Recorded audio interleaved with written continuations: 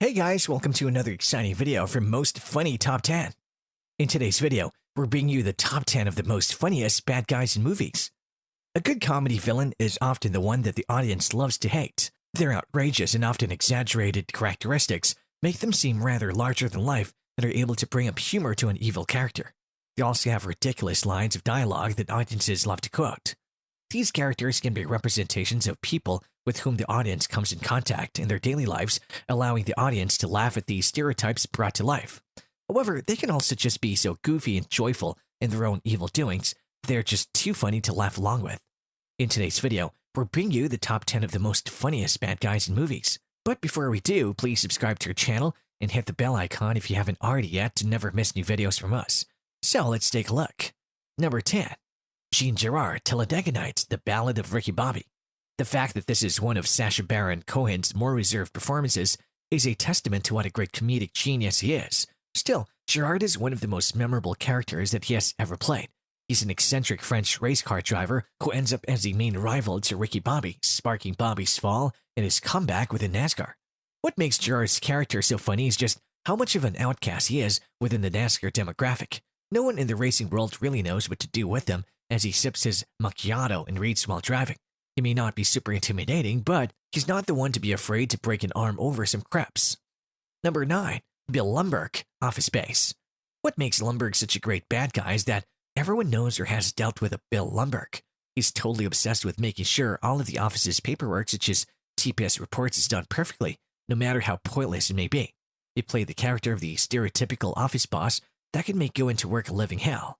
Gary Cole gives a perfect performance with his passive-aggressive "yeah" that's not only infuriating for the characters in the movie, but for the audience as well. Lumbergh is someone who may not even consider himself to be the villain, but for the most people who have him as a boss, he's as evil as they come. Number 8. Hedley Lamarr, Blazing Saddles.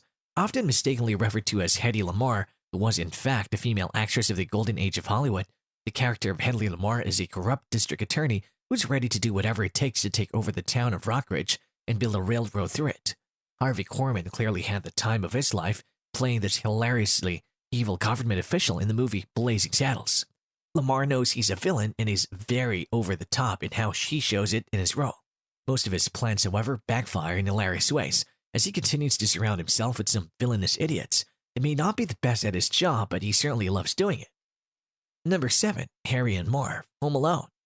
Known unofficially as the Wet Bandits, Harry and Marv are the two mischievous robbers who are constantly thwarted by Kevin McAllister in this Christmas classic. Played by Joe Pesci and Daniel Stern, these two burglars are subject to the sadistic trap set up for them by a young malicious kid. Their hilarious reactions bring out the laughs as they fall down the stairs, step on Christmas ornaments, and get hit in the face by paint cans. In turn of events from one scene in the movie, the robbers are tricking Kevin, and that's a rare occurrence. It was funny to see the roles switched. However, it didn't last long, as even after Kevin had let go of the two paint cans, he had more in store for the bumbling duo that they didn't see coming. Pesci and Stern still bring a level of charisma to these characters that make them fan favorites, even if they continue robbing people. Number 6. Dark Helmet, Spaceballs. Here is another comedic villain who was given to the role by the character of the great Mel Brooks. An obvious parody of Darth Vader, Dark Helmet is a wonderfully quirky villain played by Ricky Moranis. What makes him so funny is just how non-threatening his role is. Moranis is perfectly cast here, as he usually plays someone who is rather a coward, making it hard to take him seriously in a villainous role, which is exactly what Dark Helmet is. From the very second he opens his mask, it sets the tone for who his character is. It's really a hilarious take on the Darth Vader character and makes him more relatable to the audience. Number 5. Le Grossman, Tropic Thunder. The most shocking thing about Tropic Thunder is the end credits when everyone finds out that Le Grossman was played by Tom Cruise. Cruise is completely hidden at this character and gives a performance that was never been seen before from him. Grossman is a business giant who's only focused on making money and really has no regard at all for human life. He delivers some amazing movie insults as he rants at his employees and the kidnappers with who he's seen negotiating.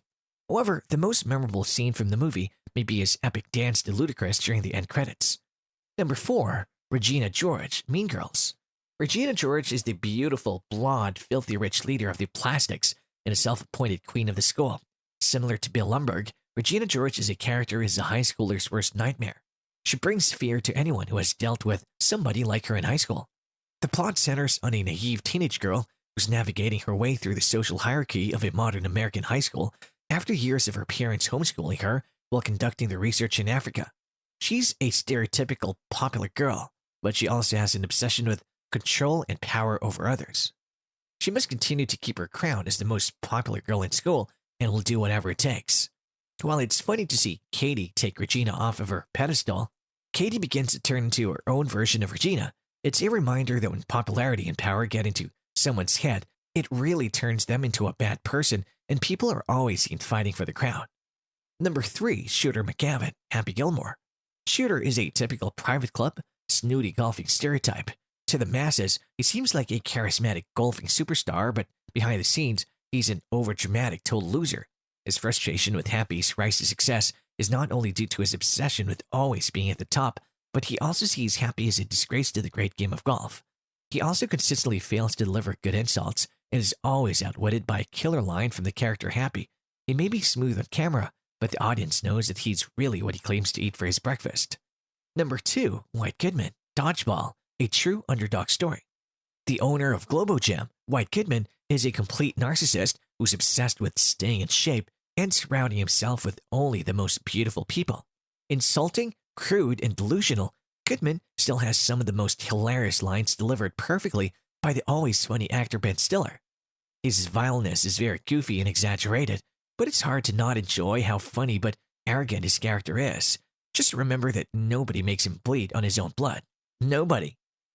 Number 1, Dr. Evil, Austin Power franchise. It's impossible to count how many iconic quotes must have come from this character. The film poked fun at the outrageous plots of two-dimensional stock characters associated with 1960s spy films, as well as the cliché of the ultra-suave super spy. Even though Austin Powers is the hero of these movies, Dr. Evil easily stole the show.